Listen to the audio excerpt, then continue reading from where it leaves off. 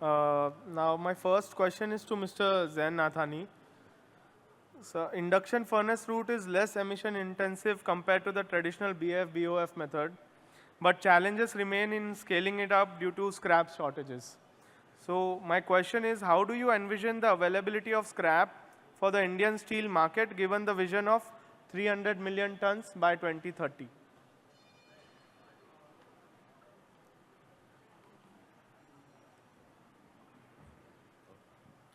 Hi, thanks. Thanks, Anuj. Very, very interesting question to kick off the session. India does not generate enough of steel scrap, as you just said. And in the future also, we see recycled scrap getting more protectionist measures by large exporting countries with CBAM coming in, etc., from 1st January 26. So a lot of foreign countries where India imports its scrap from are putting protection measures. That's going to cause a lot of pressure. I'm the Vice President of the Material Recycling Association of India, MRAI, and we're working closely with the Government of India, including the Ministry of Steel, to formulate measures and policies that will actually benefit the domestic steel market and the domestic scrap generation market. Because the Government of India also realizes, and so do we, that we can't be an import-dependent country throughout. Ferrous scrap is a very low-hanging fruit for green steel and decarbonization. Blast furnaces are increasing the amount of ferrous scrap they're using in their charge mix. Of course, induction furnaces have been using it for decades now. So it's a low-hanging fruit that has to be made available, easily available, good quality of it has to be done. The Government of India has taken some steps. We've seen the vehicle scrappage policy was a huge step taken by them a few years ago. But unfortunately, the ground reality is, yes, we have RVSF set up, but there are not enough automobiles actually coming in for scrappage. So we're now actually working with the Government of India to figure out how to give more incentives for the vehicle scrappage policy to become more effective. How can OEMs give more discounts in the purchase of new cars, and how can the OEMs become part of the vehicle scrappage policy also in a formal way?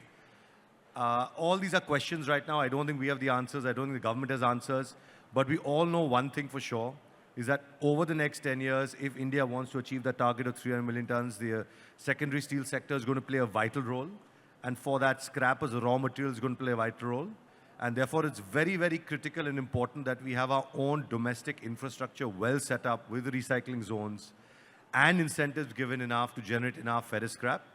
So it's a moving target right now. We'll see how things go, but it's a very important priority for MRAI and for the Government of India to focus on the domestic scrap recycling sector. Okay, thank you. So with all the protectionism coming in due to CBAM and whatnot, so how do you see the import of scrap going forward? Like, how is it going to get affected? Yeah, it's a huge problem, Anuj, not only for the import of ferrous scrap, but also the export of steel. I was informed by the ministry that almost 35% of Indian steel exports go to the EU. So that's a big question mark as well. So yes, imports of scrap is going to be one big thing where we are all concerned. All users of ferrous scrap in India, we import almost 30% of our ferrous scrap currently from the EU. And if CBAM kicks in from 1st January, most of the steel mills are not going to have access to the material. So there are two ways to look at this. One is, of course, you're going to look at a 30% hit in your imports, or you look at this as an opportunity to take steps right now to strengthen your domestic sector on domestic metal recycling. And I think the Government of India and MRAI, we're very keen to really leverage the latter. We can't control things that are not in our control. CBAM is coming. There's nothing much India can do.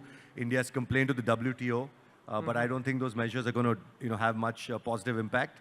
So I think what the Indian government and what all of us recyclers here and secondary steel manufacturers in the room can do is really figure out how to domestically strengthen our own source of scrap so that we have our own secure raw material going forward.